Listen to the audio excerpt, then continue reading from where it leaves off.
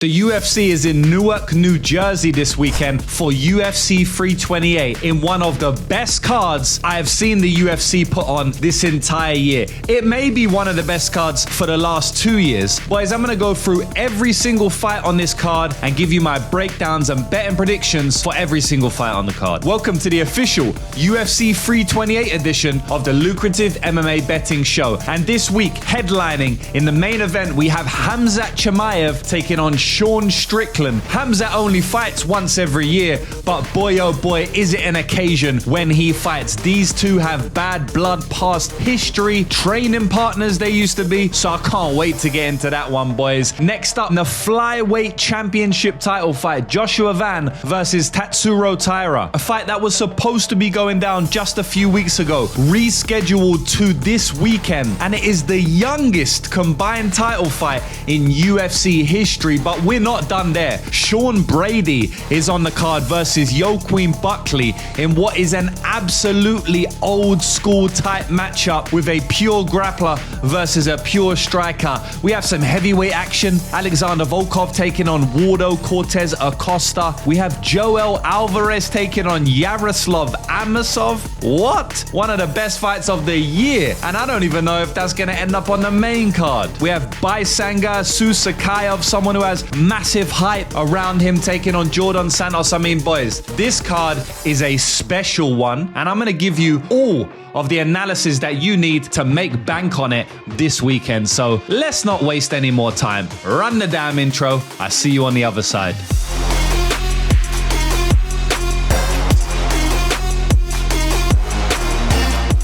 Welcome back to another edition of the show, boys. I got an extra pep in my step for this one just because of how exciting the card is. You know, before we get into this one, I would like to ask you to go and hit the like button, hit the subscribe button if you appreciate me bringing you these videos every week. If you don't appreciate it, just leave a hate comment down below instead and do not like or subscribe. But if you want to, the button is there. I had a look at my channel analytics and about 40% of the people who view my channel are not subscribed. So, you know, I just thought I'd ask for you guys to go and do that. But like I said, this fight card is epic. That's why I got a bit of an extra pep in my step. Honestly, I haven't been that excited for the UFC cards this year. Like 2026, I don't think there's been that many great UFC cards. You know, at the start of the year, for about a month or two, I remember everyone was calling the UFC the Paramount era because the fights weren't that exciting. A lot of fights were going to decision. A lot of favorites were winning. The fights didn't really live up to what we thought they may have, at least earlier on in the year. It has kind of reverted back to the mean. Like, we have had some good fights, but, you know, I remember Max Holloway and Charles Oliveira, probably the biggest profile fight of this year, or at least one of them coming off the top of my head. And, you know, it went to decision. A lot of people were disappointed in how exciting that fight actually ended up being. And just in general, I don't think there's been, like, you know, that many great fights. There's obviously been a couple of absolute bangers, and like one card this year has been really fantastic. Outside of that, I ain't been that excited for him, you know, but this week I'm extremely excited for it, boys. I mean, anytime Khamzat Chimaev fights, you have to be excited. He honestly could be the best fighter of all time. Like, he could be the best MMA fighter ever. I don't think he'll ever be crowned as that, because I don't think he's gonna do what needs to be done to be known as that. And what needs to be done to be known as that is to fight way more than he already does, is to probably get 2 belts, because so many fighters have got 2 belts now. I mean, the current active champion Islam Makhachev and Ilia Topuria have both won 2 belts. So, you know, you kind of have to win 2 belts to be known as the best fighter of all time now. And I don't know if he's going to do that. I mean, arguably, he could challenge for 3 belts like Alex Pereira. But just in terms of skill set, like, he genuinely might be the best MMA fighter we've ever seen. So anytime you can see him fight, it's a spectacle. You know, his last fight, I was lucky enough to go and watch it live, and it was amazing. You know, like, he got the blackout treatment when he walked out, all the lights turned off.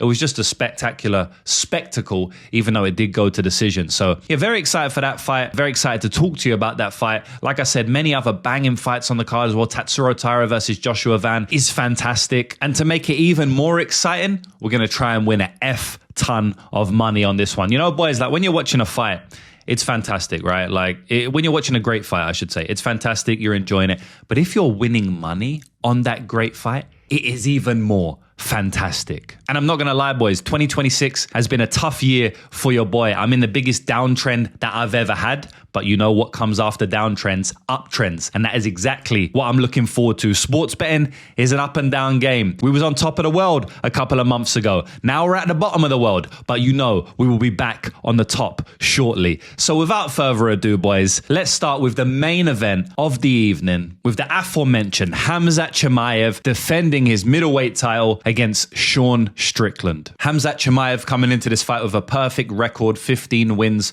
no losses as the champion. Sean Strickland, on the other hand, 30 wins and 7 losses. So Sean Strickland, approaching triple the amount of MMA experience than Khamzat Chimaev, the champion, has. But the bookmakers do not care about that. They have Khamzat Chimaev as a big favorite, sitting at minus 450 odds with the underdog price tag on Sean Strickland sitting at plus 350. Now, like I said during the intro of this show, boys, I believe Khamzat Chimaev to be a generational talent. I believe him to be somebody who we see maybe once every 10 years, once every 5 years if you want to throw Ilia Topuria into that same ilk. But at the end of the day, there's not many fighters who are ever going to achieve what Khamzat Chimaev has or will achieve in MMA. And there's not many fighters who are going to be as dominant as Khamzat Chimaev. I haven't seen a fighter who has been as dominant as him. People like Khabib have come close, but Khabib has had very close fights in which he may have lost, like against Gleison Tibau. I don't think Chimaev has had those same fights. He did have one against Gilbert Burns, but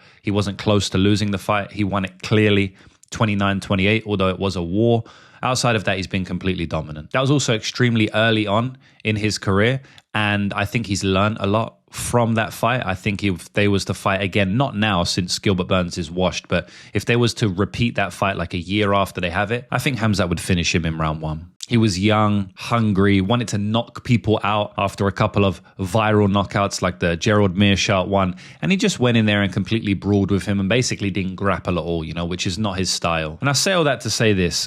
It's going to be a very, very tough time for me to ever pick against Khamzat Chimaev. I'm just going to say that straight up without even getting into the technical breakdown. But a technical breakdown for this fight, boys, is the same as almost any Khamzat Chimaev fight, and that is, can his opponent weather the early storm? Because then we can start having a conversation about whether his opponent can win the fight and if there's value on the line and any prop bets we want to take once we determine that very first question in any Khamzat Chimaev fight. Can his opponent weather the early storm? Because believe you me, shout out to Michael Bisping, there is going to be an early storm, no matter who he fights. If Khamzat Chimaev fought the heavyweight champion of the world, they too would have to weather the early storm against Khamzat Chimaev. It doesn't matter who you are, what man you are on this planet, Khamzat's going to bring a storm to you early, and you probably won't be able to defend it. But maybe you can. And if you can, then we can start to talk about if you can win the fight. So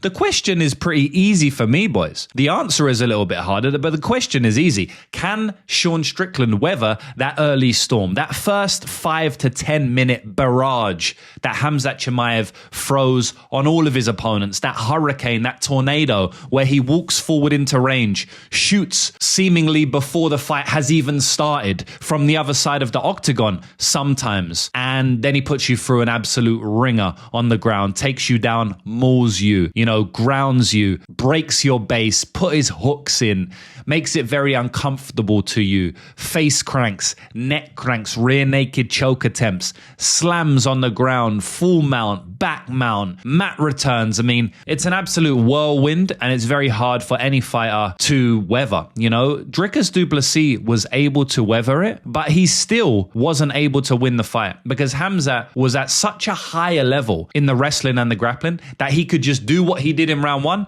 every single round. I mean, it was even getting more dominant at some points later in some rounds, because he was putting him into more crucifix. He was doing a little bit more damage. Dricus, obviously an extremely tough guy. He was able to last to decision there, So like I said, you have to be able to survive the early storm to even be in with a chance of beating Khamzat, but then you still might not even beat him. Right? I'm not saying if you survive the early storm, you win. You might still lose, like Dricus du Plessis did. And in fact, we predicted Dricus du Plessis to survive the early storm, but then to not win the fight, to actually lose via decision, against all the odds. I mean, it was plus 500 for Khamzat to win via decision when he was like minus 400 on the money line, and me and everybody in the elite zone cashed that because we knew that Dricus was extremely tough, would never give up on himself, doesn't put himself into terrible positions to be submitted. But that he had no answer for the wrestling and grappling. And Khamzat had elite cardio, because before that fight, nobody thought Khamzat had elite cardio, you know, because they was referencing fights like the Gilbert Burns fight. But at the end of the day, just because he hasn't been into round 2 for many years does not mean he cannot go into round 5. And I think that was proved, you know, in the Dricus du Plessis fight. So I think even if the fight goes to decision, there's a good chance that Khamzat is just grappling Sean Strickland to a decision, you know, but there's also a big chance they just submits him early. So the answer to that question, in my eyes, is a hard one, because I do think Sean Strickland is an elite anti-grappler, elite wrestler himself. But at the same time, I have seen him taken down by much worse wrestlers. So it's not a question to me whether Khamzat will get the early takedown or not. He's definitely going to get the early takedown. His wrestling base is too deep. His experience is too vast. And the skill set he has in the grappling is simply too much for Sean to deal with. Sean's never fought a fighter like Khamzat before with the skills that Khamzat has had outside of the training room, because these two fought together in the training room before. They have sparred together. So he knows what to expect, but he still won't be able to defend it. So then the second question becomes, can he defend the submission attempts? And I think he's a lot more likely to do that than to defend the takedown attempts. I think there's no way he's defending the takedown attempts early, but there is definitely a way he defends the submission attempts early. I do also want to say this as well, boys, that while I am expecting Khamzat to take him down early, I do think that it's going to be harder to do that than it was against Dricus du Plessis. Now, in round 1 on the first takedown, it might be just as easy, because Khamzat is that explosive, he's that good, he's that fast, he's that big, he's that strong. He's that good of a wrestler that maybe it just looks the exact same as a Dricus fight and he takes him down early. But what I mean is that if it does get into the later rounds, like the Dricus fight did, I do think Sean Strickland will have more success than Dricus did. I mean, if this fight is in round 4 and round 5, I don't expect Khamzat to be getting the takedowns as easy as he did against Dricus. Can he eventually get the takedowns? Yes, but I could easily see a world in which Sean Strickland is reversing some of these takedown attempts, maybe ending up on top himself for like a second and then standing up. Khamzat's just too good of a scrambler, too athletic, too fast. But I do think that Sean could stop a couple of takedowns, especially later on in the fight. So I do want to say that he's going to have more of a chance to win if it gets late than Dricus did if he can make it get late. And Dricus made it get late. So I wouldn't be super surprised if Sean Strickland is able to do that, right? I'm not 100% sure that's going to actually happen though. But if it does go late, I do think he has a chance of, you know, reversing, spoiling the party in the late rounds, making Khamzat work in the late rounds, landing some good jabs, landing some good 1-2s, and potentially winning those rounds, right? I'm going to give you my ultimate prediction with the method of victory in a minute. But something I do every single week is go through all of these guys' Instagram, have a look at the narratives and the outside of the octagon stuff. Have these guys been dealing with injuries during camp? You know, is there anything that we can take from social media, from camps, from the online space that is going to help us make our bets? And something that I want to bring to your attention is that Khamzat Chimaev and Sean Strickland have trained together in the past, right? I've told you that, you guys know that. But not only that, there was an interview that Sean Strickland did with the Schmo around 4 years ago now, when Khamzat was booked to fight Burns. And in that interview, the Schmo said that Khamzat made Sean tap multiple times, right? That's what he said in the interview. Sean kind of nodded like he agreed that it happened. I'm going to show you a short 20-second clip of the interview right now so you can see it yourself. Speaking of good dudes, Darren Till and Khamzat Chimaev, they've been working here at Extreme Couture. They were at least a couple weeks ago. The Schmo saw you get them working with those. What's your key overall takeaways? And does Gilbert Burns get the job done against Khamzat, or does Khamzat go to him? I mean, Khamzat, he's just a massive welterweight, dude. And the guy's fucking crazy. Like he believes in himself so much where I don't think Gilbert has the tools. I mean, non-biased, yeah, I think he's gonna run through him. Well, what'd you learn from yourself going up against that guy? The Schmo saw you two going at it. You were paired together during the grappling and obviously the striking. I don't know. What'd you think? Well, I thought he was good competition. Yeah, what did you think, though? Well, I thought you both learned from each other. What did you think, though, watching? Well, I think you held your own standing, but on the ground, he does what he does. Did he fuck me up on the ground? I want your honest opinion. Tell me. He made you tap a couple of times. The Schmo saw it, but do you want the world to know this stuff or what? You could tell the world. Listen, guys, jiu-jitsu, I do the fucking man game, the fucking man dance. I'm not trying to fucking take you down and put my in your face or give you an aggressive hug. I'm trying to do the fucking man dance. So you heard it there from the horse's mouth, right? And look, this isn't surprising to me. I'm not I'm not looking at this thinking, oh, you know, boys, like we found the golden egg here. Like this tells us all we need to know. No, but it's just another piece of information that proves that Khamzat tapped Sean multiple times in training. So we have evidence that it has happened. You know, I knew that it had happened anyway. Like, I'm not under any illusion that if Khamzat and Sean are rolling, Khamzat's not going to tap him a couple of times. Of course. But to have the evidence out there from the person himself, it's just more information that we can use in our capping. And boys, my ultimate prediction, not based on that, but that does help my prediction 1 to 2 to 3%. My ultimate prediction is that Khamzat Chimaev does actually submit Sean Strickland in this fight. I just feel like Sean won't be as defensive-minded as Dricus du Plessis. I also think that Sean, and I'm talking about in the grappling, I also think that Sean will defend the wrestling attempts better overall, get back up to his feet more often than not. But what that means is give his back more often than Dricus did. You know, the reason that Dricus didn't get finished is because he was basically flat backed for 25 minutes, right? And he did very well in defending the crucifixes to some degree, not letting Khamzat get big ground and pound. Anytime Khamzat wrapped up his neck, he kind of just went straight back to his back again. Very defensive minded, didn't give up his back hardly ever because he knows that that's Khamzat's best position, although Khamzat got to that position a couple of times. I think Sean Strickland's going to do a better job in defending some of the takedowns. I think Sean Strickland will be a bit more risky. I've seen Sean Strickland give up his back very often when he does get up from takedown attempts like he did in the Dricus du Plessis fight. And I just feel like Khamzat will have a better chance of putting his hooks in and getting his patented rear naked choke if he does that, or potentially his dash choke, his front chokes, to which he's very good at. You know, I think Sean Strickland's style in the grappling and wrestling and his ability to defend the takedowns a lot better, and his ability to wrestle and re-wrestle and scramble better than Dricus is actually going to be worse for him here. Not in terms of him winning the fight. It's going to give him a better chance to win the fight, but it's going to put him in more danger, right? Because he's going to get up more, so he's going to give his back up more. And you don't want to give your back up to Khamzat Chimaev, right? I think he's going to be able to maybe re-scramble out a couple of these positions, maybe, you know, get his guard back and then turtle, and then he's going to give his neck up to be submitted. It's going to be good for him because he's going to have a chance now to stand up, but he's also going to give himself a chance to be submitted. And Dricus wasn't really doing that.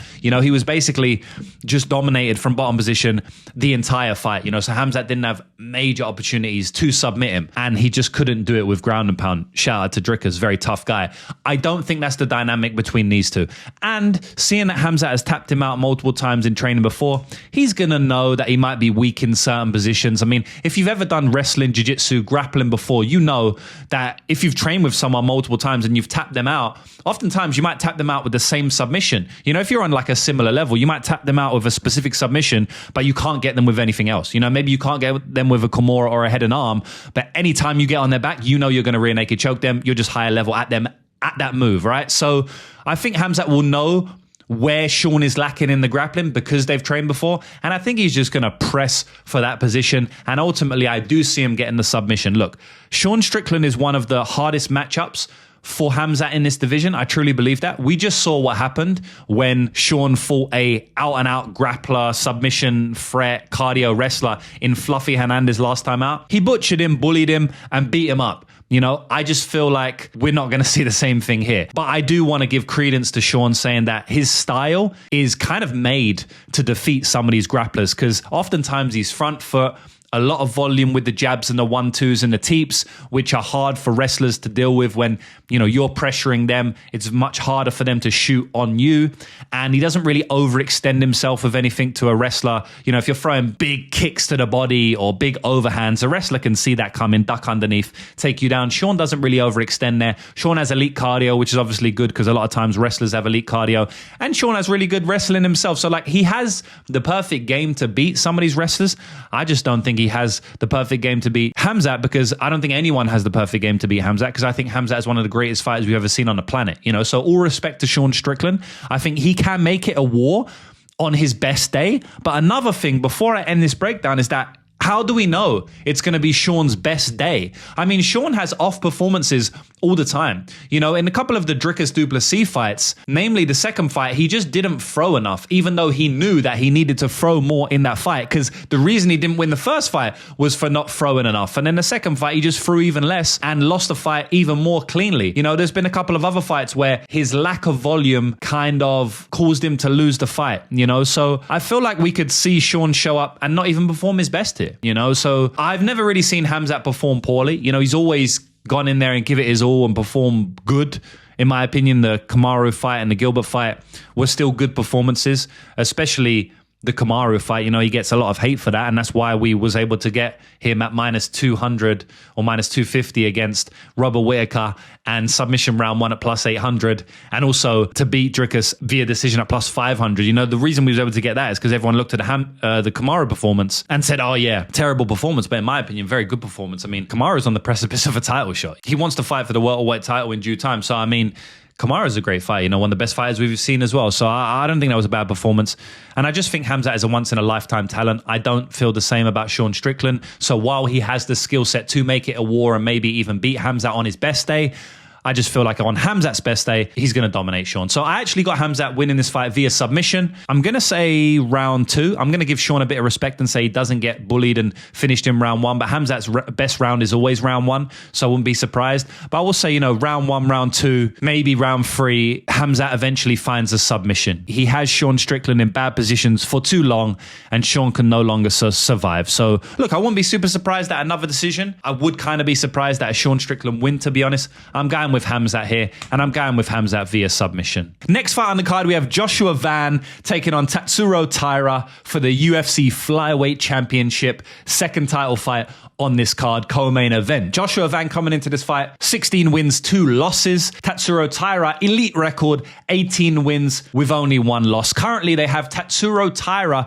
the challenger, as a minus 200 favorite, with the current champion a plus 170 favorite. We don't always see that, boys. Oftentimes the champion is the favorite, as we see in the main event with Khamzat Chimaev, but not this time, boys. They really think Tatsuro Taira is going to bring the belt home to Japan and be the first Japanese title holder in the UFC. So lads, I actually broke this fight down just a couple of weeks ago, because a couple of weeks ago these guys were meant to fight, and unfortunately Joshua Van pulled out with an injury. That was the co-main event of the Carlos Ulberg and Jiri Prochazka fight, and so they rescheduled the fight to this weekend. So I'm actually going to clip up and post in my breakdown that I recorded 2 weeks ago, because nothing has changed from 2 weeks ago in terms of my breakdown, or at least not much. You know, Joshua Van did pull out of an injury, so that is something that we have to keep in our mind now. Like, is that injury going to affect him in this fight? That was only a couple of weeks ago. You know, that's something to think about. But what I'll do is I'll play my breakdown that I recorded a couple of weeks ago, because it's all still valid information. And after that, I'll actually give you some new information and some of my updated thoughts, because they're fighting 2 weeks later, because I did do some digging on social media and found a couple of interesting things. So we'll play my breakdown and then I'll give you the updated version very quickly right after. Whew, this is a good one, boys. One of the best fights that the UFC can put on. Flyweight is my favorite weight class. It always has been. I've never had a favorite weight class. Flyweight's always been my favorite. I was so sad like 5 years ago when Dana White said that, you know, they might close the flyweight division, or there was rumors of it. Obviously, my man, Henry Cejudo, he's not my man, but, you know, the man, Henry Cejudo, came out and saved the flyweight division. So shout out to him for that. I'll always be in debt to him for that, and so will you, because the flyweight division is epic, and, you know, we always love watching flyweight fights. And this is one of the best flyweight fights on the planet. You know, it's interesting because it's one of the best high-level fights that the UFC can put on in any weight class.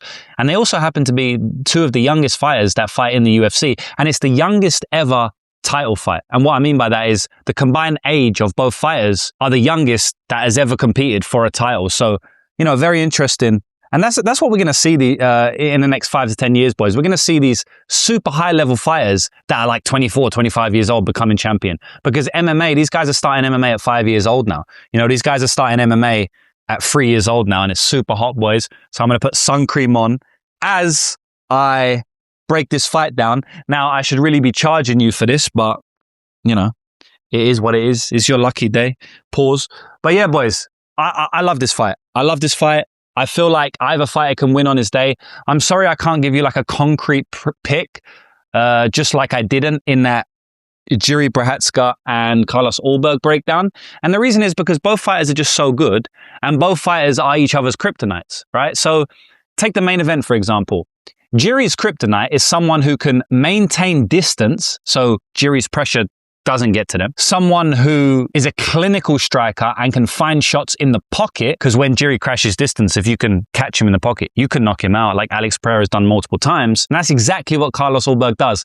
Carlos Ulberg's kryptonite is someone who can stop the distance control that he is so good at, and you need to pressure to be able to do that. Grapple him, take him down, which noted Jiri probably won't do, but he could do.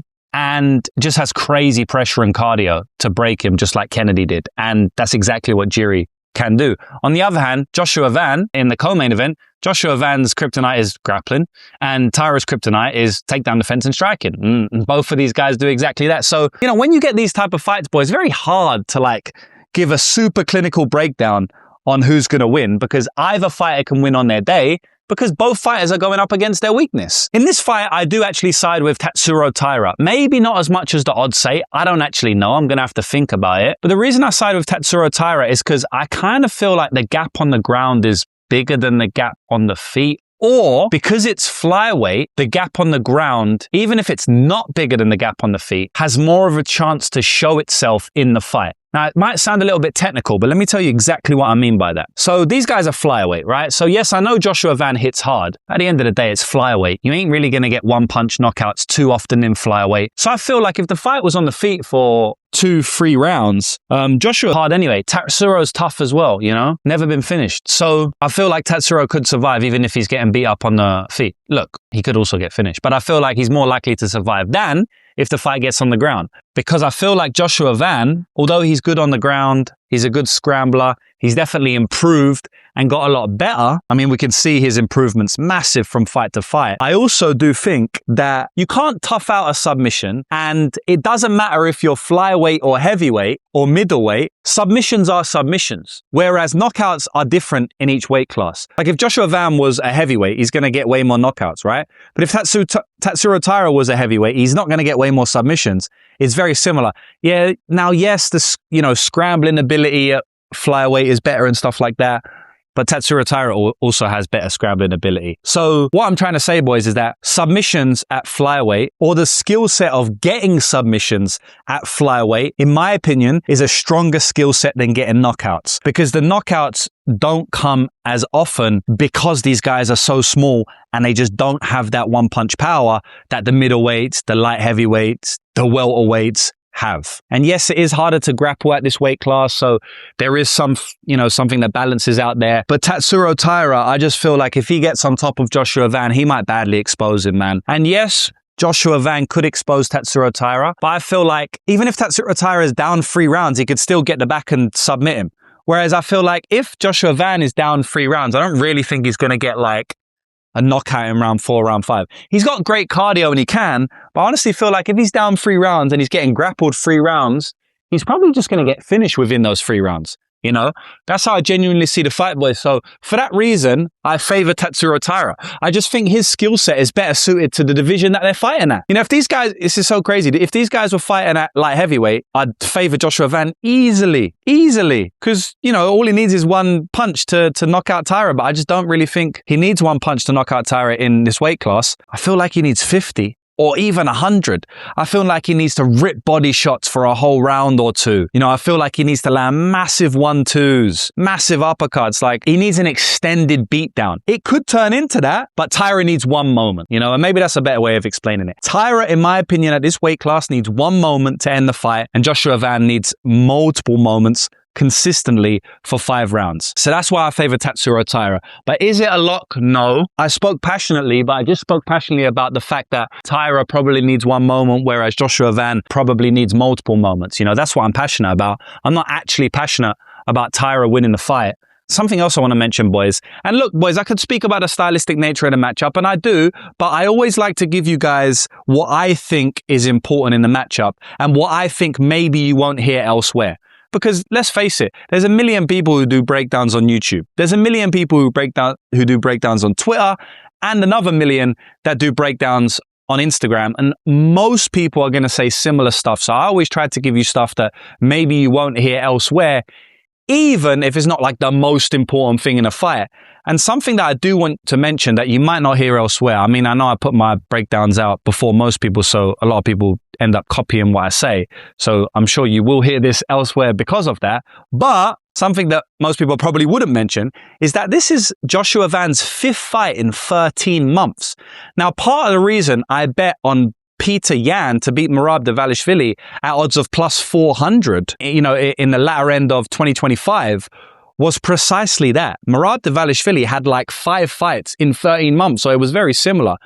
And I was like, look, at the end of the day, man, like, yeah, activity is good, but at the highest level, when you're carrying injuries in every camp anyway, everyone goes into a camp with an injury or comes out of camp with an injury. I don't think I've met a fighter in my life who hasn't been dealing with something going into a camp or going into a fight. When you are dealing with these injuries and issues in camp, it's not that good to be super, super active. Yeah, 3 fights a year is good, but when you're talking about basically 5 fights in a year, I don't think that's great. Now, the caveat here is that Joshua Van is young, so he can have more fights than a 32-year-old fighter. So that's a caveat there. Another caveat here, because I always look at the arguments to my points. So that's a good way to position yourself in this game, is like, what are the best counter arguments to your points? And that'll help you come to, the best decision on if you want to make a bet or not. And honestly, best decision in life in general. But another caveat / counterpoint is that not only is Joshua Van young and improving fight to fight, so he can fight more often, but he also had 4 months since his last fight, and that fight didn't last long, so it wasn't a war.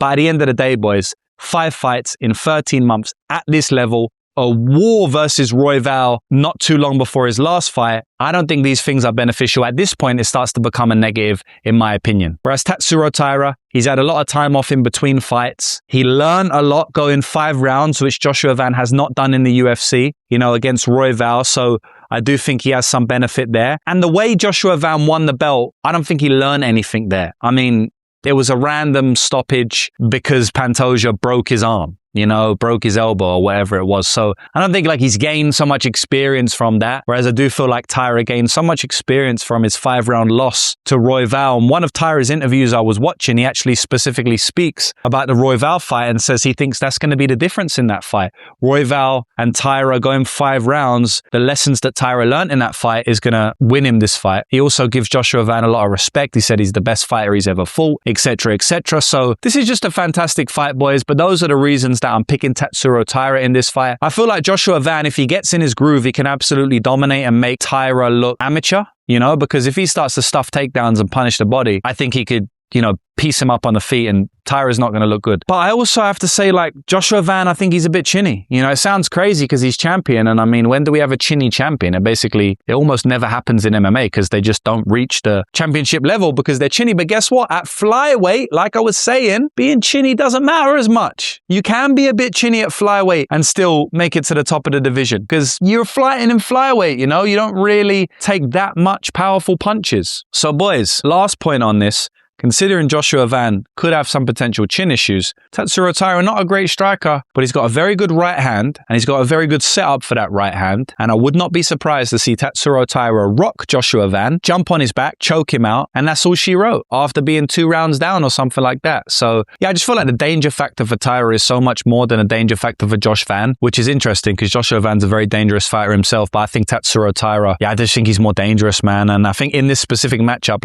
at the end of the day, man, Joshua Van has looked good in his takedown defense and stuff, but if he actually gets flattened out on the mat, we could see him being exposed there. We don't really know if Joshua Van's that good. And his loss outside of the UFC, he was exposed on the mat. And yes, he's got way better since then, and he was only a kid. At the end of the day, that's still his weakness, and he could still be exposed there potentially. And Tatsuro Taira is the guy that will expose you there. I mean, he finished Brandon Moreno on the mat. I don't think Brandon Moreno was all there. He just got battered by Lona Kavanagh. I think he's washed, kind of like Israel Adesanya, honestly, both of the best fighters in the division at one point, but I think they're washed now to some degree. But I really do feel like Tatsuro Taira could expose Joshua Van on the ground and everyone will be like, oh my God, I didn't know Joshua Van was that bad on the ground. Something of that ilk. I could see that happening. So I'm going to go with Tatsuro Taira here, but what a fantastic fight. What a fantastic fight.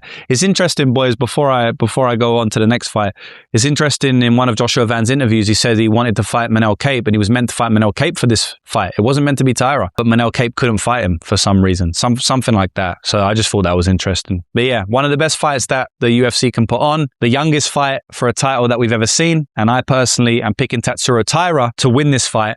And I'm picking him more confidently than I picked the last fight. And yeah, if you didn't know, inside the distance via submission is my official prediction. So yeah, I still agree with everything I said just 2 weeks ago that you saw in that breakdown. Something I did want to bring to your attention that may impact your captain to some degree is the fact that Joshua Van did pull out of that fight with an injury. I can't find what the injury was. I'm going to do a little bit more digging as we get closer to fight time. I'm just going to put that disclaimer out now. Currently, as I look on the internet, there's not much I can find. I did find this photo from Joshua Van's Instagram.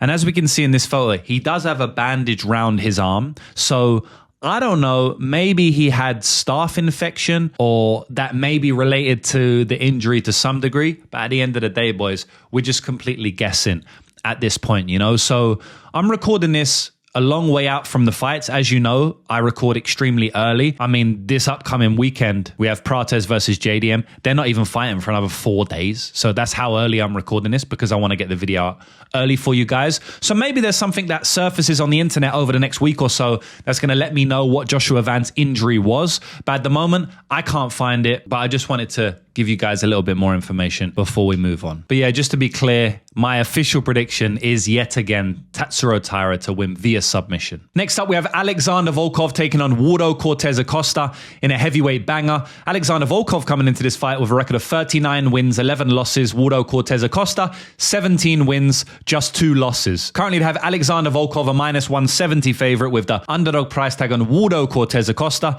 plus 145 odds. Yeah, so this is a pretty fun one, boys. Some good heavyweight action. First things first, I'm just going to tell you outright, I lean to the Alexander Volkov side in this fight. And the reason I lean to his side is because it's the first time in a while that Waldo has actually faced a true kickboxer. You know, someone who can go out there, put together combinations, very advanced in MMA kickboxing at least, and so many reps in the octagon to where he's not going to gas out like Waldo's last opponent, Derek Lewis, did. I highly doubt he's going to get knocked out in round 1 like Shamil Gaziev did or Ante Delia. And so it seems to me like it's going to be a 15-minute kickbox. For Waldo Cortes-Acosta was against Sergey Pavlovich, another Russian. I guess actually Sergey Spivak is Moldovan, but you get what I'm trying to say. This is a new Russian now in Alexander Volkov. And in that Sergey Pavlovich fight, he lost pretty handedly. You know, he lost a 15-minute decision. It wasn't really close. Pavlovich basically just clearly won the fight. And that's basically what Waldo's recent run has been, you know. If he's not starching his opponents early, I don't think he's looked very good in those 2 15-minute performances. You know, even if you go all the way back to some of his early fights, for example, the 15-minute kickboxing decision against Andrei Arlovsky, I don't think he looked good in that fight at all. He was like minus 600 and he looked poor in that fight. It was almost like a 50-50 fight against old Andrei Arlovsky. I think Waldo Cortes-Acosta is a good fighter and he maybe has the grappling upside here, although I don't think his wrestling is any better than Alexander Volkov's, really. I mean, does he go to it a little bit more in the UFC? Yes, but Alexander has gone to it before. He's taken down Cyril Gane multiple times in a fight that honestly should have been awarded to him. Outside of that, he's dominated Tai Tuivasa on the ground. So I feel like, you know, wrestling-wise, they're on a similar level. So it seems to me like it's going to be a kickboxing fight. I don't think either fighter has good enough wrestling to take the other fighter down consistently. Obviously, things can happen, you know, 2 kickboxers fight, like in the Cyril Gane fight. A lot of that fight was on the ground. But I think overall, Alexander Volkov is just going to get the better of these striking exchanges. You know, that's what I truly believe. Obviously, Waldo has some power in his hands. We didn't really think he had any power when he first came into the UFC, going to decision with, you know, people with almost no chin, like Chase Sherman and Andrei Arlovsky and these type of low-level fighters. But recently, he's putting a little bit more power on his punches. He's getting a lot more finishes, 3 finishes in a row for Waldo. I feel like this is the one which goes back to a decision. You know, I think this fight goes to decision. But I got Alexander Volkov Alexander Volkov outpointing Waldo Cortes-Acosta with his kicks, his long-range weapons, his more experience and more reps in the striking and in MMA in general. And I think that will be the difference in this fight. And I got Volkov winning via decision. One thing else before I go, I did notice that Waldo Cortes-Acosta actually had a hamstring injury around 5 to 6 weeks ago. I found this on his Instagram, and it seems like he's back in full camp now. By the end of the day, you never love to see a hamstring injury where he couldn't even run or sprint. So yeah, not ideal, but a lot of these fighters are coming into fights with injuries that we just don't even know about. But I just thought it was something worth mentioning for you guys to give you as much information as possible. Quick one before we move on, boys. A big point of difference for me and every other capper, or a lot of other cappers online, social media, Twitter, TikTok, Instagram, YouTube, is that all of my bets are third-party tracked, meaning you can see every single bet I've ever placed for the last 7 years. Why do I do that? One, because I want to differentiate myself from all of the scamdy cappers that are online today. And two, because I have one of the best records on the planet, so I have nothing to hide. Why would I not track it if it's one of the best records on the entire planet? Now, in 2026, it's been a tough year, and we're on a downtrend currently. But even with that downtrend, we still have one of the best records on the entire planet. And I'm actually excited right now in MMA, in my own betting, because you know what happens after a downtrend, an uptrend. Downtrends don't last forever. Uptrends don't last forever. But after downtrends, oftentimes there's neutral periods or uptrends. So I'm very excited to get back into a massive win streak, which I know is coming very soon. And that's exactly what my long-term track record says. So if you want to get all of my bets and copy and paste the exact bets that I place every single week to make a full-time income from betting on MMA, like I've done now for over 5 years, then the link is in the bio for that. It is sublaunch.com/lucrativemma. You can get full access to me, my picks, everything on that link. If you don't want to do that, you can simply continue to watch the free content that I give you every week. Let's move on to the next fights now. Next up, we have striker versus grappler in Sean Brady taking on Joaquin Buckley. Sean Brady coming into this fight, 18 wins, 2 losses. Joaquin Buckley, 21 wins, 7 losses. Sean Brady is currently the favorite in this matchup at -185 odds, with the underdog price tag on Joaquin Buckley sitting at +160. So striker versus grappler, lads. Who's going to get it done? Is the striker going to outstrike Sean Brady, or is the grappler going to outgrapple Joaquin Buckley? I don't know if it's Joaquin Buckley, Joaquin Buckley, Joaquin Buckley. I don't know how to say it. I always get confused with that one, but we'll call him Joaquin. Joaquin? We'll call him Joaquin Buckley right now. And yeah, if I'm wrong, sorry. But I think in this fight, it's an interesting one. But first things first, when you see a fighter get completely dominated in one realm, like Buckley did in his last fight against Kamaru Usman, and now he's facing a fighter who can replicate a lot of where the domination happened in the grappling and the wrestling, it's tough to pick against him. You know, so for me, it's tough to pick against Sean Brady, knowing that his entire game is the exact type of game that causes kryptonite for Buckley. You know, Buckley has decent, well, very good athleticism and physicality, and so he can defend a couple of takedowns here and there, but if you chain wrestle together, or if you're as athletic and physical as him, like Kamaru Usman was, one of the most physical specimens we've ever seen in the octagon in any division, then you can get him down. And if you can get him down, he doesn't have much jiu-jitsu off his back. And we saw that in almost every round up until maybe the final round in the Usman versus Buckley fight. You know, he just got taken down multiple times over and over again, and he just had nothing for Usman off his back. You know, Usman was able to ride out top time,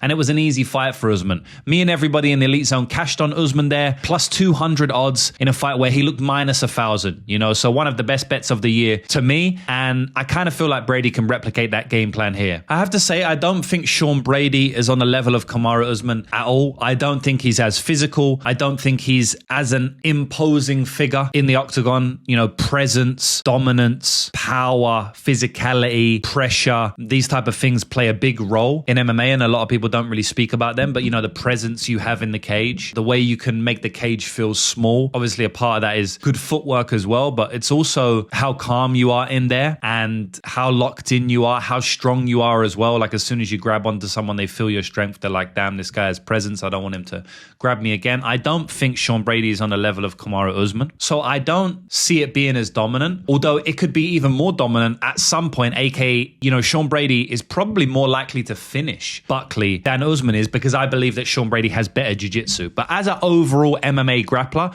you have to take Kamaru Usman over Sean Brady every single day, although Sean Brady's jiu-jitsu is much higher level than Kamaru Usman, in my opinion. So, there's a few point of differences there, but I don't think Sean Brady is just going to walk through Buckley like Usman did. I honestly feel like Sean Brady is kind of in the middle between Buckley's last two opponents, which was Kamaru Usman, as we spoke of, but also Colby Covington. I think Sean Brady is kind of in the middle of those two guys. When it comes to MMA grappling, I think that he's a little bit higher level than Colby Covington, at least at the stage when Colby fought Buckley, because I think that he's a little bit stronger. I think he has much better jiu-jitsu, and I think that makes him a better overall fighter. In the grappling, I think Colby still has better wrestling, but Sean Brady has other advantages in the grappling. But I don't think he's on the same level as Kamaru. So I'd pitch him somewhere in the middle. And so that makes the fight a little bit tricky, because obviously, Buckley was dominated by Usman, but then he did beat Colby Covington. But there's a few points in that fight where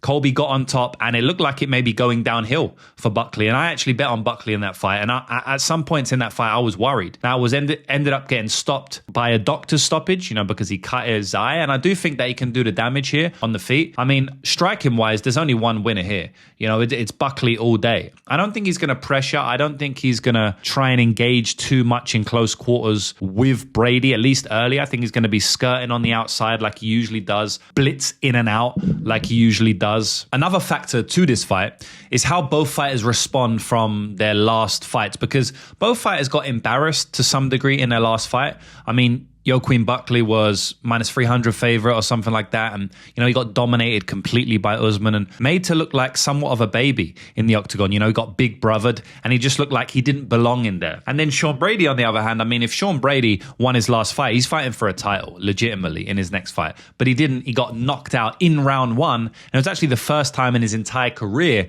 that he got dropped. So that's an embarrassing loss for him as well. A round one knockout loss. It was pick'em. So he expected to win the fight, of course. So how are these fighters going to bounce back? Both fighters have actually spoke about their last fights, and I've done my research and found out what they've said. So if you guys remember, last time out, Sean Brady was actually wearing 2 knee braces against Michael Morales, right? And that was obviously a bad sign for anybody who bet on Sean Brady there, including myself, who bet on Sean Brady. Turned out to be a terrible bet, fading Michael Morales. And when I saw him walk out with 2 knee braces, I was like, damn, this is horrific. This is worst case scenario, before the fight had started. He did mention that in a recent interview, and Sean Brady said that he had bursitis on one knee. And so even though he only had it on one knee, he put the knee sleeve on both knees because he didn't want to let Michael Morales know what knee was injured. Now, if you don't know what bursitis of the knee is, it's pretty common. It's basically inflammation from overuse. You can imagine Sean Brady is consistently kneeling, shooting takedowns, grappling. So he's overusing his knees, putting his knee down on the mat consistently over time. And he got bursitis. It basically got overused, worked up, inflamed, which is not good for a wrestler because it can reduce your mobility. It can affect your athleticism and explosivity. So that's obviously not a good sign. Look, I don't know if it affected that fight at all. I'm not going to speculate on that, but that was his injury, in case anybody was wondering. He also said that during fight week, he had some complications that he thought he may have to pull out of the Michael Morales fight just a couple of days before the fight. So again, I'm not going to speculate on whether that affected his performance or not. This is just more information for myself and that I'm giving to you that hopefully helps us with our capping. If we want to go to Buckley and see what he's been saying about his recent poor performance against Kamaru Usman, he didn't say too much about it. All he basically said is that he loves this Sean Brady matchup. He says that Sean Brady is not going to be able to repeat the performance of Kamaru Usman because he's simply not on that level. He also said things like, Brady just pretends, he may not actually have the heart of a fighter. And he says he's going to breeze past Sean Brady and that Brady isn't much competition for him at all. So being a bit dismissive of Sean Brady, but at the end of the day, that is kind of Buckley's style. He's dismissive of most fighters that he fights. Ultimately, I don't think that most of this is going to matter because I think both fighters are going to perform the way they usually do. Maybe it's a little bit tentative early, but I think after we get through a couple of minutes, these fighters will go and do what they do best. I think Buckley could start out well, and I think his movement could, maybe give Brady some issues in closing the distance. One issue that he had with Morales is just he couldn't close the distance that well. I mean, there was a few times where he tried, there was a few times where he's a little bit close, but he couldn't close the distance enough. Is that because he was going to pull out of the fight a couple of days ago? Is that because of his explosivity and his knee bursitis? I'm sure it definitely contributed, but I still think overall he's not as athletic and explosive and that type of athlete that makes it super easy for him to shoot him for a takedown like Khamzat Chimaev. I feel like he needs to be a little bit more tricky, chain takedowns together, trips, body lock throws, those type of wrestling attacks in MMA. And I think Buckley's athleticism, explosivity will allow him to stay on the outside for a bit, but I don't think it's going to be long before Sean Brady's able to clasp his hands. And if he is able to do that, I trust the chain wrestling of Brady to get Buckley down. And once Buckley's on the ground, he doesn't have much. And I actually think Sean Brady has a good chance of submitting Buckley here. Now, it is 3 rounds, so I'm not rushing to the submission corner. I will say submission, head and arm triangle specifically, just because I rate Brady's top game enough and don't rate Buckley's bottom game enough. But I could easily see a decision where, maybe it's 29-28, Buckley rides out, top time needed, and doesn't take too many risks because Buckley is so explosive and he doesn't want Buckley to get back up to his feet because maybe he hurt him on the feet earlier in a round or he felt his speed. Something like that is definitely possible. Ultimately, I will pick submission via arm triangle for Sean Brady, but it's a good fight overall. I don't know what I'm going to do about it from a betting perspective, whether I'm going to pass on the fight or make a bet overall. I will take some time to decide that. Maybe if they give me a massive price on Sean Brady via submission, which I don't really expect them to do, but maybe if they do that, I will play it. But I do understand that Sean Brady likes to take his time with fights and, he doesn't rush submissions. So that doesn't make me love betting a submission play. I mean, he had to go to round 4 to submit Leon Edwards, had to go to round 3 to submit Kelvin Gastelum. So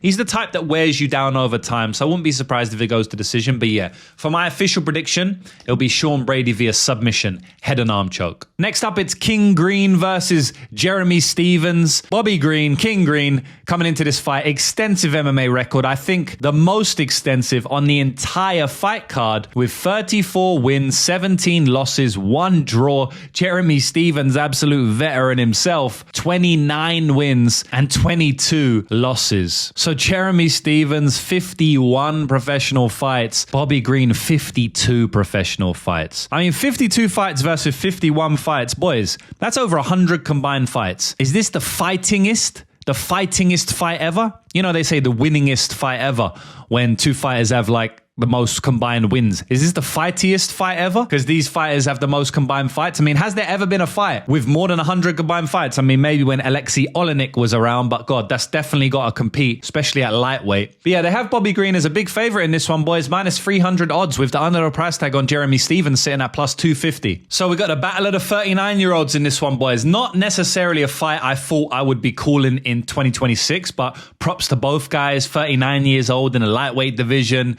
I think this may be one of the oldest fights we've ever had in this division. Not only the most fights combined, but one of the oldest ages combined as well. They're basically 80 years old combined ages. I honestly feel like the odds on this one seem a bit crazy at first glance, but at the same time, it seems like Jeremy Stephens is round 1 knockout or bust. I don't see how Jeremy can win the fight outside of a knockout. To be honest, I won't say round 1 knockout or bust. I think he can win a knockout in round 2 or round 3, just because I've seen him carry his power late, all throughout his career. He can knock you out late. So I'll be more respectful and say that he's knockout or bust here. I don't see him winning a decision. I definitely don't see him winning via submission.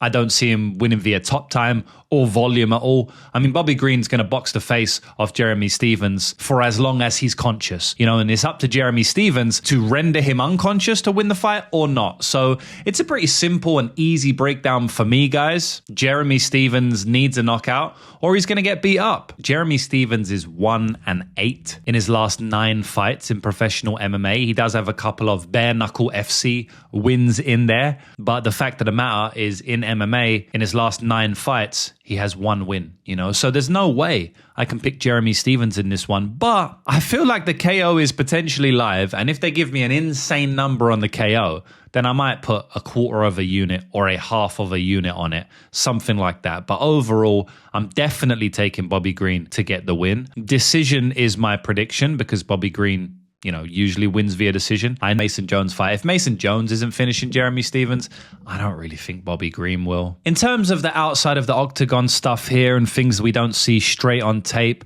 I mean, there's a couple of things to mention, right? I mean, Jeremy Stephens, for the last few years, he's been facing fighters in bare knuckle FC, you know, a completely different sport. He said he wasn't even training jiu-jitsu or wrestling at all going into that Mason Jones fight. He reflected on that Mason Jones fight in a little snippet I saw of an interview. He said that before that fight, he was fully focused on BKFC. And when he got a call to fight Mason Jones, of course he said yes, but he had almost no preparation in MMA going into that fight. He said this time he's been fully focused on MMA. He has more preparation. So he thinks he's going to put on a much better performance this time out. And the Bobby Green side, I mean, he's been going through some personal stuff on Instagram. I'm seeing him posting things like never trust a woman and stuff. I'm not really getting into any of that. I don't really know too much because it was on an Instagram story that's now deleted or expired. He's not got really any posts up about it. Maybe, I don't know if his head's in the right place or not. He seems all right. He's training on Instagram still. He is doing a lot of streaming as well now with Rampage Jackson. I mean, his entire feed is filled with like videos of him streaming, so not MMA related. So, I mean, at the end of the day, both of these guys are 39 years old and they're into other things as well. You know, they're not fully into MMA like it's the only thing they want to do in their life, like some of these other fighters like Ilia Topuria or Islam Makhachev or something like that. So, yeah, I think that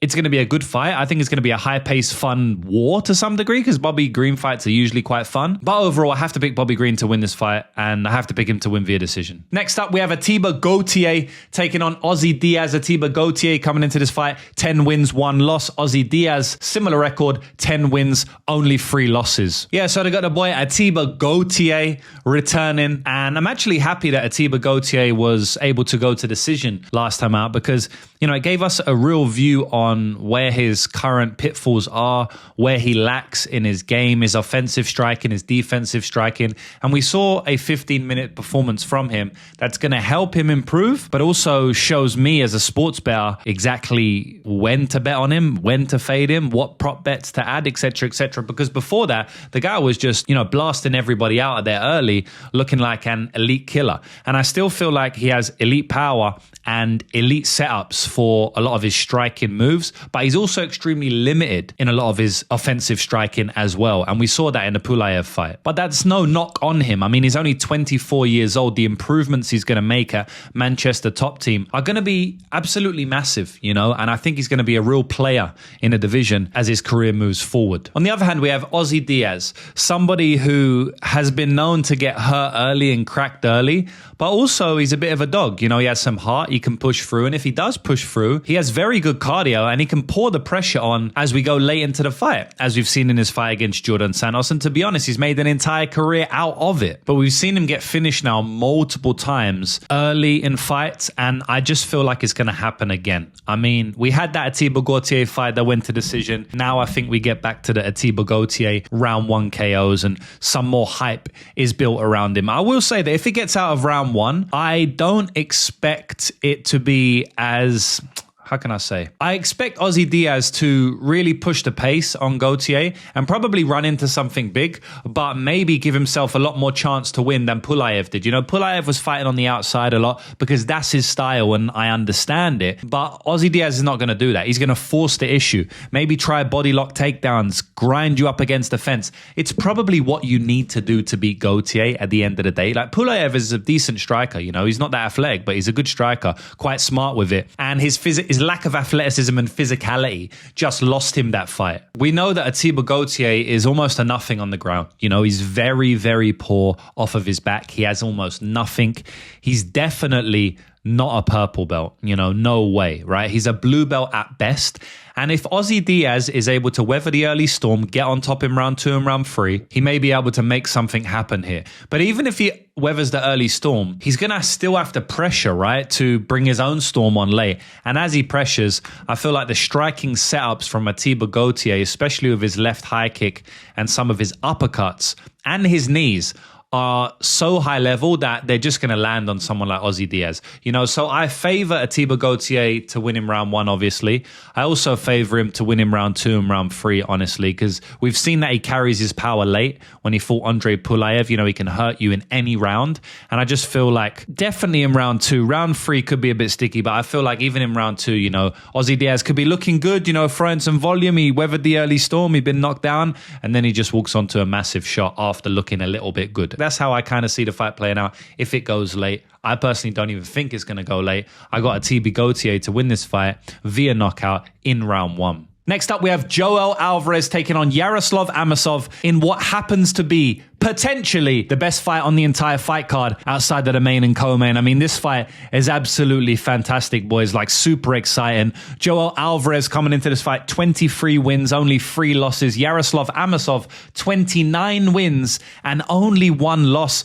One of the closely lined fights on the card, one of the closest lined fights on the card, I should say. Yaroslav Amosov, minus 130 favorite, with the underdog price tag on Joel Alvarez sitting at plus 110. This is a fantastic fight, boys. Maybe the best fight on the card. I don't know if it's the best, but it's definitely one of the best. I mean, we have Joel Alvarez, who's turned out to be a beast in the octagon, taking on Yaroslav Amosov, who has only lost 1 time in 30 fights, who dominated his UFC debut. Cash me and the boys and everyone who watches this YouTube channel a round 1 submission prop at plus 500 or plus 400 or something.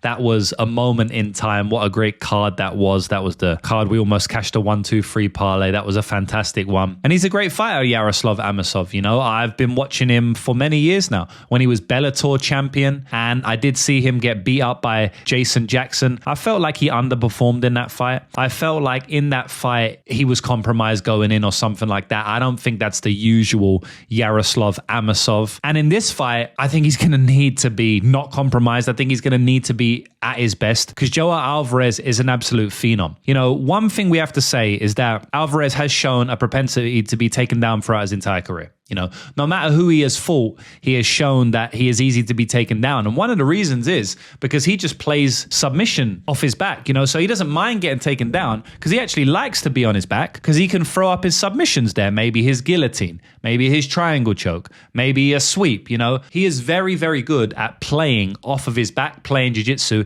He's an elite submission threat, you know, so that's why he allows the takedowns. We go back and we watch his fight against Arman Tsarukyan. Arman Tsarukyan took him down at will, really, beat him up badly from top position. I think Joel Alvarez had a bad injury in that fight. I remember Ali Abdelaziz coming out after the fight, which is Joel Alvarez's manager, saying that Joel Alvarez broke his ribs and it was one of the nastiest rib injuries he's ever seen in that fight. And, you know, he didn't tap to the rib injury, he didn't quit or anything like that. The doctors actually stopped the fight because of a different injury, a cut, which Tsarukyan opened up. But it doesn't matter, because what I'm referencing is the ability for Arman to take him down, right? I mean, you might say, oh yeah, but Arman's one of the best wrestlers in the division, James. But it's not only Arman. Throughout his entire career, he's been taken down. Alexander Yakovlev took him down very early. Now, he guillotined him from that, but he doesn't mind being taken down, is what I'm saying. Mark Diakaze was able to take him down as well. You can take Joel Alvarez down, right? That's like the point blank period throughout his entire career. You can take him down. I feel like now he's a bit more of a striker. I think he's going to show more effort to stop some takedown attempts now, especially he's bigger now. He's moved up to welterweight. He's stronger. He's more physical. He's still one of the biggest in the weight class, even though he's up at welterweight. And I feel like he might try and defend more takedowns now than he ever used to, you know, especially after, you know, losing minutes and rounds and fights by being taken down. Whereas before he was basically just submitting everyone that took him down. So we have to factor that in as well. But ultimately, I don't see Yaroslav Amosov having any issues taking down Joel Alvarez. You know, he should definitely be able to take him down. The real point of contention on this fight is not if Amosov's going to get takedowns or not, because I'm pretty sure he is.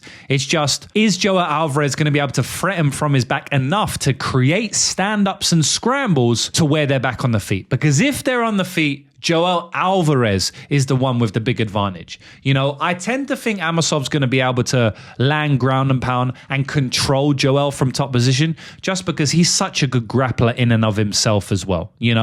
I don't see Amosov someone like getting triangled or reversed, just as I didn't see Arman Tsarukyan being that guy, and that's why I bet on Arman Tsarukyan at odds of -190 against Joel Alvarez, just because he's going to be able to take him down and he's too good on top to get swept. And I kind of feel the same here. I think Amosov's going to take him down and he's too good on top to get swept. He's not as strong or as physical as someone like Arman, but that was in a different weight class as well. But I do think that Amosov's going to be the one controlling the action, setting the pace, getting the takedowns, and riding out top position. But if the fight's on the feet for even a couple of minutes, Joel could knock this dude out. He's got very good knees up the middle, very strong teeps to the head and to the body, good 1-2s, good boxing now. He's more vicious than Amosov. If they're up against the fence, I could see the knees and the clinch game and the elbows from Joel Alvarez just cutting open Amosov or hurting him to the body. I think that he's more vicious and he has more finishing ability overall, but I cannot ignore the massive hole that we have seen in Joel Alvarez's game, even in his wins throughout his entire career, which is the grappling, which is the takedown defense, being Amosov's literal best attribute to where he has made an entire career out of it. So I have to pick Amosov based on that. I'm going to pick Amosov to win via decision because I think Joel Alvarez is one of the toughest fighters we've ever seen in the octagon. But Alvarez is an absolute beast, man, and I never want to count him out. But yeah, ultimately, boys, Yaroslav Amosov via decision is going to be my official prediction for this fight. Next up, we have an ATT banger. Grant Dawson taking on his ATT teammate, Mateusz Rębecki. Rębecki going at another ATT guy. Grant Dawson has a record of 23 wins, 3 losses, 1 draw. Mateusz Rębecki, very similar record, 20 wins, only 4 losses. Another extremely closely lined fight, as Grant Dawson is the slight -115 favorite, with the underdog price tag on Mateusz Rębecki sitting at -105. Yeah, this is a good fight, boys. Like I said, another ATT violence. Some of these ATT guys fight each other. We've seen Rębecki now fight Chris Duncan before. Now he's fighting Grant Dawson. I kind of feel like the same is how I feel to every Grant Dawson fight, which is like if you don't knock him out, he's going to beat you. Because he has an elite single leg, great grappling. The way he takes the back is amazing. His wrestling, chain wrestling is all super high level, and you basically have to catch him and knock him out, because if you don't do that, he's just going to wrestle you to oblivion. There's not many fighters in the division that can keep up with his wrestling game. But he has shown some chin issues in the past, and it's hard to trust him against someone who swings so heavy like Mateusz Rębecki. I mean, Grant Dawson has 2 losses in his career, right? And both of them have been knockout in round 1. And he has 1 other loss outside of the UFC. So 2 in the UFC and 1 outside of the UFC, 3 overall. And the one outside of the UFC was a knockout loss in 35 seconds. So you can blast this guy early, you can knock him out early. If you don't do that, he's going to wrestle you. And that's exactly how I see the fight playing out. I really do. I just feel like if Grant gets his game going and starts to wrestle Rębecki, I think the level in the jiu-jitsu is going to show dramatically. I think Grant Dawson will be able to flatten him out, ground and pound him, probably even finish him. I know Rębecki is extremely durable. You don't just finish Mateusz Rębecki, but I think Grant Dawson's skill set, grappling game is good enough for him to do that. I really, really believe that. So to me, it's like, is Rębecki going to go in there and knock him out early? Hey, he's got a good chance of doing it. He's got a good chance of doing it. But if he doesn't, I think he's just going to get wrestled and probably finished, So I'd look to the play that doesn't go to decision here if it's a good line. Outside of that, I feel like there's some value on Grant Dawson, but it is a little bit tough to trust him. I feel like we're getting Grant Dawson at this price because of his last fight. In his last fight, he lost against Manuel Torres very early. He was a massive favorite going into that one. I think this may be a little bit of recency bias. Obviously, Rębecki always has the chance of knocking him out, but I don't see why it should be lined to pick him when Grant Dawson, has a massive upside if the fight goes to decision, massive upside in the jiu-jitsu, massive upside in the wrestling in general. Mateusz Rębecki is solid. Look, he can keep the fight on the feet. But if you're playing Mateusz Rębecki, you might as well just play him via KO, in my opinion. Because if he's not getting a KO, it's not looking good. It's not going to be looking good for him. I don't think it's going to be like some close nip and tuck fight if he's not getting a KO. I just think Rębecki's going to be taken down. So ultimately, I'll pick Grant Dawson to be smart and win this fight. He has spoke on fighting Rębecki, and he said he's not going to fight the way Chris Duncan fought. Obviously, that's not his style, so I wasn't expecting him to do that. But it basically tells you that you know, he's going to go out there and fight as he always does and look for the single leg and look for the takedowns, you know, which is what you need to do against Mateusz Rębecki. And that's what I think is going to happen. So I'll take Grant Dawson to win this fight. And I'll say he wins it via ground and pound, just like Diego Ferreira did. Next up on the card, we have two veterans here. Jim Miller taking on Jared Gordon. Jim Miller coming into this fight, 38 wins, 19 losses. Jared Gordon, on the other hand, 21 wins, 8 losses. So currently they have Jared Gordon as the massive minus 300 favorite, with the underdog price tag on Jim Miller sitting at plus 250. I'm going to be quick on this one, lads. I mean, Jim Miller versus Jared Gordon is a very strange matchup. Jim Miller is also 42 years old, and it seems like he's semi-done with fighting. And of course he would be. He's 42. You know, I also want to say congratulations, or that I'm happy to see something on Jim Miller's profile where his son actually got diagnosed with cancer, but now he's cancer free. So touch wood, he stays like that.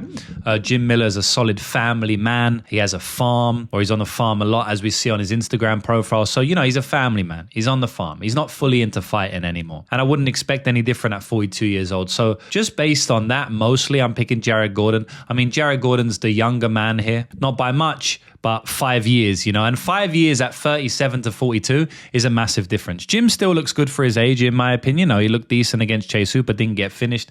Chase Hooper, I thought, was going to finish him, so he still looks good, but I think Jared Gordon's just too youthful for him. I think he's got too much cardio. Jim Miller gets tired in every fight that goes past round 1 now. Jared Gordon, he has elite pace, elite pressure, elite cardio. I know he got finished late in the fight, in his last fight, but he went into that fight after being knocked down by a car. He was legitimately in a car crash, like the car hit him as he was standing up, twisted his knee. So, I mean, to go into the fight, he said he was almost pulled out of the fight, but to go into that fight, literally being hit by a car the day before, like, I think he fought very, very well. And we've just seen Rafa Garcia fight extremely well against Alexander Hernandez. So in my opinion, that's like a positive mark on him, not a negative mark, even though he did get knocked out. He was actually hammer of the week as well, which is hilarious because literally the first hammer of the week ever was Jared Gordon. He got hit by a car before the fight. So, I mean, that's just ridiculous. And he's not hammer of the week this week, but I do think he's going to win. I think that Jim Miller could compete early like he always does. I mean, most of Jim Miller's wins in the last 5 years have all been round 1 finishes. Well, he's got a bunch of round 2s in there as well, but there was a streak where he was just winning round 1 every fight. You know, I remember cashing a fat bag on him to beat Roosevelt Roberts via submission in round 1 at plus 1,000 back in the day. And so I still feel like he's going to have a good chance to get something done in round 1. You know, we have seen Jared Gordon hurt early in fights. It's been against very good fighters. For example, Charles Oliveira, Diego Ferreira, these were back in the day, but it can happen. Jim Miller's still elite at jiu-jitsu. I wouldn't be super surprised whether he gets an early submission, but over the course of 15 minutes and even 5-10 minutes, you have to expect Jared Gordon's boxing game to be a much higher level than Jim Miller's. I think he's got less power, but I think he's got way more cardio. He seems to be getting better as he gets older in terms of his output, pace, pressure, and boxing specifically. So yeah, I got Jared Gordon here. I'll say he wins it via decision just because Jim is so tough, but I could see a late beatdown finish from the 42-year-old man just not being able to survive to the final bell after being bloodied and hurt and dropped and wobbled in rounds 2 and round 3. I could easily see it. But I will predict a Jared Gordon decision in this fight. Boys, quick one. If you haven't joined my free Telegram group yet, I highly suggest you do. I give out multiple free bets there almost every single week, as well as cash giveaways. I gave out 9 rugby bets there for free last week. We went 7-2, I believe it was, or something like that. It was a crazy record, all given out for free only on my Telegram. I also do cash giveaways and stuff like that. The link is in the bio for that, boys. And if you want all of my official picks, you know where to go. The link is also in the bio for that. Next up, we have Roman Kopylov taking on Marco Tulio in an absolute banger in the UFC middleweight division. 2 striker delights here. We have Kopylov coming into this fight, a record of 14 wins, 5 losses. Tulio, on the other hand, 14 wins and only 2 losses. Currently, they have Tulio as a minus 175 favorite with the underdog price tag on Roman Kopylov sitting at plus 150. Whoo, this is a tough one. This is a striker's delight. I mean, I know Tulio mixes up the wrestling a lot, and I mean, Roman Kopylov did against Cesar Almeida, but at the end of the day, these guys like to strike. You know, these guys are bangers. They'll go out there, put it all on the line, and it's going to be a great fight. You know, honestly, boys, straight up, it's hard for me to predict this one. You know, I'm sorry. I tried to give you my best predictions and analysis for every single fight on the card, and sometimes I'm confident on a spot and sometimes I'm not confident. I'm not very confident on this fight in terms of who wins, but I do think it's a close fight. I think either fighter can win on their day. And to me, it really comes down to what Roman Kopylov shows up. Because I feel like in his fight against Paulo Costa and Gregory Rodriguez, he just didn't really show up. You know, and obviously Gregory and Paulo are very good fighters, but I think he could have done more in those fights. I think he could have thrown more in those fights. And to be honest, boys, it's been something that's plagued him through his entire career. His inability to pull the trigger at times, his low-paced, low-volume nature at times. And I think part of the reason is because he gasses out if he fights at a higher pace. I mean, you go back and look at his UFC debut where he gets finished in round 3 by Carl Roberson. You know, that was pretty much a gas tank issue, and also he got his leg chopped off, but there was some poor gas tank there as well. And, you know, if you go back and look at most of his fights that go late, his gas tank does not look great. He can still land shots late, like he did against Chris Curtis. You know, he's still explosive, still throws his shots with a lot of venom, but he definitely tires out. His volume becomes lower, his striking precision, and honestly, just his whole body language just looks poor. Seems like Marco Tulio had some pretty major surgery after the Christian Leroy Duncan fight. I don't know whether it was because of the Christian Leroy Duncan fight, but, you know, he posted in December, just a month after that fight, that he was having some major surgery, I think in and around the nose bone. I'm not exactly sure what he got done. So, you know, anytime I see a fighter have surgery on their face, you know, to do with bones on their face, like orbital surgery, or not so much nose, but just surgery on the face in general, it just makes you take a little bit of a step back. Sometimes fighters don't perform their best after that. Sometimes their face can be a little bit weaker and they actually can be more susceptible to knockouts, punches, breaks after that. I'm not going to speculate too much on it. But again, as always, just bringing you as much information as I can. Overall, he seems to be in good shape though. He's training out there in Brazil, in shoot box, specifically with Ian Gary, doing a lot of work with him. That's obviously going to, you know, help improve his fight game massively. And ultimately, for this one, boys, I will pick him. I will pick Marco Tulio to win the fight. And I think the reason I'm doing that is because he has the grappling upside in the fight. That's the main reason. You know, striking wise, I think either fighter can win. I favor Roman Kopylov as a striker, but at the same time, Tulio, when he gets in his rhythm where he's throwing a lot of strikes, he's feeling loose, throwing spinning shit, stuff like that, he could definitely beat up Roman Kopylov. You know, I feel like he can do that. I think he's got better cardio as well, so I expect him to win the striking exchanges later into the fight. Either fighter can have success in the striking. I favor Roman a bit, but depends on what day it is. Sometimes Roman don't show up, as I said, so it's hard for me to predict that, but I have Tulio as having a big grappling advantage. I don't think he's going to be able to take Roman down so easily, but, you know, off a big shot on the feet, or maybe a big body kick or like a head kick and then shooting a takedown, or a big overhand into a takedown, Tulio could definitely mix it in. Whereas I don't really think Roman Kopylov can mix the grappling in against Tulio here. So, you know, with all of that mixed into the pot, I'll pick Tulio to win the fight, but it is a good fight. It is a close fight. I will monitor the line before I make my decision on where I'm going to bet, or even if I'm going to bet. But ultimately, I'll predict Tulio to win this fight. I'll predict him to win it via knockout as well. Next up, we have Pat Sabatini taking on William Gomis in an absolute striker versus grappler matchup, just like we have with another fight on this card, Sean Brady, which is Pat Sabatini's teammate, taking on Buckley. So Sabatini coming into this fight, 21 wins, 5 losses.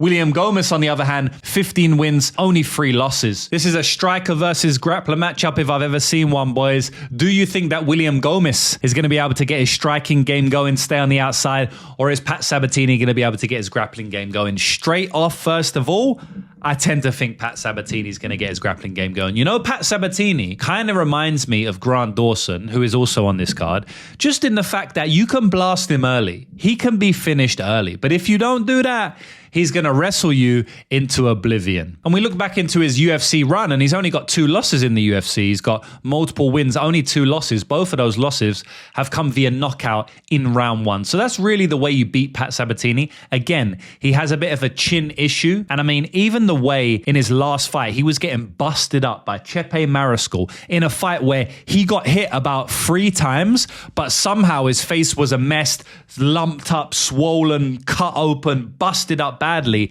in a fight where you got hit 3 times. Like, it's not a good look for your durability, for the way you receive punishment. It's not a good look at all. Outside of that, he completely dominated the fight, but somehow it was sweaty. You know, I bet on him in that fight, minus 110, I believe it was, and somehow it was sweaty. But when you look a little bit deeper into that matchup, Chepe Mariscal had already fought him once, by the way, so he semi-knew what to expect. But he's also a brawler. You know, he's a pretty good anti-wrestler to some degree. You know, he gets taken down, but he's a very good scrambler, I'll say that.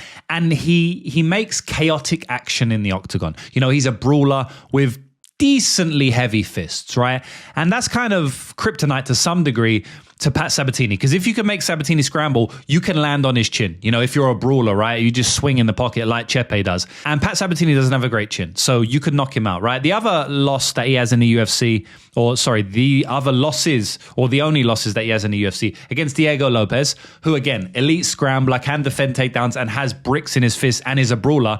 Terrible, terrible matchup for Pat Sabatini. And Damon Jackson, yeah, he caught him early in the fight. I mean, that was almost like a knockout from God, because Damon Jackson had lost one of his family members, I think, on fight week. And it was just like he was fighting with a different purpose. It was almost some spiritual knockout type thing, because I think if they run that fight 100 times, I think it honestly probably only happens that night, right? So the thing about William Gomis, you know, and why I mentioned is that Gomis is more of an outside striker.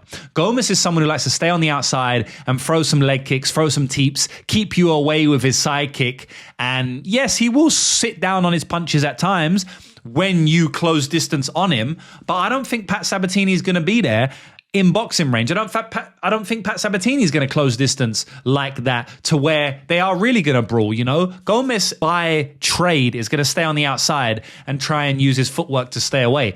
And I just don't think that's the game plan to fight Pat Sabatini, because eventually the small, stocky Pat Sabatini is going to close distance on you. He's going to grind you up against the cage, and he's going to take you down, you know? To beat Pat Sabatini, you want to have big power in your hands. Gomis doesn't have it. And you want to be willing to stand in the middle, plant your feet, trade while defending some takedowns. I don't think William Gomis has that style. You know, can he do it at times? Has he done it a little bit against Hyder Emil and stuff, even though he lost? Yes, I guess. But like, he's not really that style of fighter, you know? So I think stylistically, it's a good matchup for Pat Sabatini. Somebody who's a pure striker, who doesn't really have any jiu-jitsu, doesn't have a great grappling game. Decent first level of takedown defense, but when he's on his back, he has nothing. Great for Pat Sabatini. And then on top of that, he doesn't have much power in his hands, and he's not really there to go to war. He kind of just likes to skirt on the outside of the octagon. I don't think that's a good stylistic matchup for Gomis, and I think it's a great one for Pat Sabatini. So look, he can get caught by any man, as we've seen when he fought Damon Jackson, you know, a guy who I think maybe has no UFC knockouts outside of that one. So yeah, anyone can catch him. And I really don't like the way his face was bruising up against Chepe Mariscal in his last fight. But ultimately, if they fight multiple times, I can only see one consistent outcome, which is Pat Sabatini to win this fight. So that's what I'm going with, Pat Sabatini to win this fight. And I'll say he wins it via submission. I'll say eventually he gets a submission maybe in round 2. So yeah, Pat Sabatini via submission, my official prediction. Next up, we have Baisangur Susurkaev taking on Djorden Santos. Susurkaev, hella hype around his name.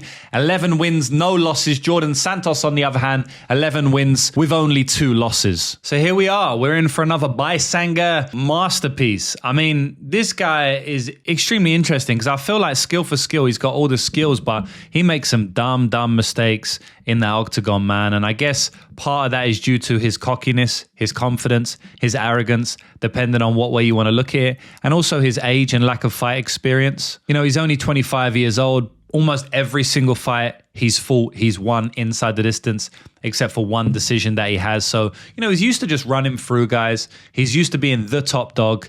And so you can see that in his fights. I mean, in his fight against Eric Nolan, which was his UFC debut, he goes in there and he's just playing with his food. You know, he's smiling in the octagon. He's laughing at his opponent. And he gets caught with a massive shot at the end of round 1 and kind of gets saved by the bell. I mean, if there was another minute left in that fight, who knows where it would have went? I'm not going to speculate, but who knows where it would have went? It wouldn't have been good for Susurkaev. I know that for sure. Obviously, he did get the submission in round 2 when he stopped messing about. Same thing in his next fight, in the Eric McConaughey fight. You know, he's just messing about in the octagon. He's laughing, he's smiling, way too much. You know, he's minus 1,000 favorite. His round 1 prop was probably minus money. And he drags Eric McConaughey all the way into round 3. He done in round 3 what he could have done in round 1, but he's just playing with his food. So it's not something you love to see, especially when someone's like losing moments of fights and getting hurt in fights as well, and then you're still laughing. Like, if you're just completely dominating in flow state, like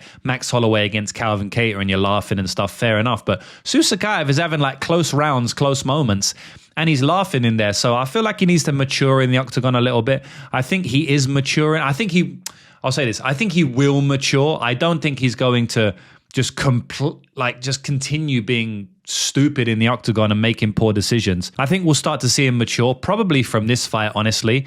He did an interview, it was in Russian, and he said that he feels like his hype is completely faded after his 2 mediocre performances. So maybe he starts to be a little bit more serious here. If he is more serious, I think he runs through Djorden Santos. I think Santos is a decent fighter. He's got a decent chin. Djorden Santos has some pretty good boxing, good chin, and he doesn't mind to go to war. And Baisangur Susurkaev can be dragged into a bit of a war. So it's not out of the realm of possibility that Djorden Santos is able to put some hands on him if Susurkaev just basically stands and trains with him in the pocket, in boxing range. But I don't expect him to do that for long. Maybe he does it for a little bit, but he'll feel the chin of Santos being pretty good. He'll feel the power of Santos, and he'll be like, why am I doing this? There's many other paths to victory for me. I mean, I think Susurkaev can take him down and submit him, take his back and rear naked, choke him pretty easily if he wants to. I'm not saying the first takedown is going to be super easy, but once he starts grappling him, once he takes him down once or twice, I think that the jiu-jitsu levels will show. I also feel like he's the better striker. If he stays on the outside, throws some kicks, gets Santos angry, to which you can do. Santos's IQ in the striking is not that high. He kind of just walks forward and throws a lot of shots. And I could definitely see Susurkaev playing the matador a little bit, making Santos worry, and then Santos walking into range and Susurkaev cracking him with a beautiful counter shot, which he has done throughout his entire career. I could see that as well. So many paths to victory for Susurkaev. I'm definitely picking Susurkaev. He's probably going to be like a minus 1,000 again, like he always is, maybe like minus 700 this time or something like that. The odds are not out currently for it. I will add the odds in before I upload this fight. If the odds are released before the time I want to release the video, but currently they're not out. So yeah, I'll take Susurkaev for the win. I'll say he gets it done via submission, just because I do respect the chin and durability of Djorden Santos, but I did hear Susurkaev saying that he's going to target the body heavily in this fight because he also respects the chin of Santos. So, maybe there's a body shot TKO there, but I think Susurkaev becomes the first person to finish Djorden Santos in professional MMA, and I'm going to predict it happens by way of submission. Next up is Clayton Carpenter, and he is taking on Jose Ochoa. Clayton Carpenter coming into this fight, 8 wins, 2 losses. Jose Ochoa, exactly the same. 8 wins, 2 losses. These guys are both upcoming prospects, so they're same in many different degrees here. This is an absolute banger of a fight, boys. Two prospects coming off losses where their prospect status was halted a little bit. They both have the same record. I mean, this is going to be a banger, I feel like in this one, Clayton Carpenter is going to need to grapple Jose Ochoa. I just think Jose Ochoa is too dangerous on the feet. I mean, he even was hurting Lona Kavanagh at times on the feet, specifically in round 2, and Lona had to grapple him a little bit, so I definitely feel like Clayton's gonna have to grapple him. I think Clayton's solid on the feet as well, but Jose Ochoa is way too dynamic for me. I think he hits too hard. I think his pressure is too much. I think the combination of knees, elbows, and punches are just too dynamic and too wide. His arsenal's too wide for Clayton Carpenter to deal with him on the feet consistently for 15 minutes. Can he win in bursts and, throw some good leg kicks, maybe jab him up and stay on the outside for a bit? Yes. But over 15 minutes, if these guys are striking, I got Jose Ochoa all day. But Clayton Carpenter is definitely the better grappler here, so that's his path to victory, in my opinion. Take Jose down. Grapple him. I don't necessarily think he's going to be able to submit Jose. I mean, better men weren't able to, but I definitely feel like he can grapple him, ground him, maybe take his back, maybe threaten a couple of submissions. So this is a great fight, boys, I don't know if Clayton's going to push the grappling as much as he needs to. Sometimes he's a bit of a wild card, like he tends to strike when he should grapple and grapple when he should strike. I tend to think a little bit earlier on in the Chimaev fight, he should have been grappling there. And then in the Tagir Ulanbekov fight, he was trying to grapple with Tagir at times, when he should have just reversed position, stood back up to his feet, and he would have made that a much easier fight for him. So he lacks fight IQ a little bit, and I think that could come back to bite him here, because I don't see it ending well for him if he just stays on the feet too long. So yeah, I'm going to pick Jose Ochoa to win the fight. One thing I noticed was that Jose Ochoa's, one of his training partners is Lucas Rocha, someone who already fought Clayton Carpenter. Clayton did beat him via submission. So, you know, they've already game planned for Clayton before. Maybe they will have some insight into his game and how he feels in the cage from his training partner, Lucas Rocha. So yeah, I got Jose Ochoa in this one. I think it's going to be a banger, honestly, as long as it lasts. Ultimately, I will pick him to win the fight inside the distance as well. I think Clayton is definitely durable, but I mean, Jose Ochoa, it doesn't matter how durable you are, you know, he's going to land some big shots on you. And if he lands those shots, anyone could go sleep. So yeah, I'm predicting Clayton to maybe get a takedown or two, but not be able to hold Jose down. Maybe Jose is able to threaten with a guillotine, get back up to his feet, kind of like the Charles Oliveira storm game plan, like the hurricane, like he's going to walk forward, maybe gets taken down a couple of times, but he can threaten with a guillotine, get back on top, and then land some big shots and try and knock you out on the feet, shoot box style. That's what I think is going to happen in this one, boys. I got Jose Ochoa to win this fight via knockout. So that is it, boys. A banger card this week. Probably the best card of the year. At least the card I'm most excited for this entire year. And that is it, boys. Hopefully this video helps you cash once again. Outside of that, peace and love. I'll see you in the next video. Let's get it this weekend.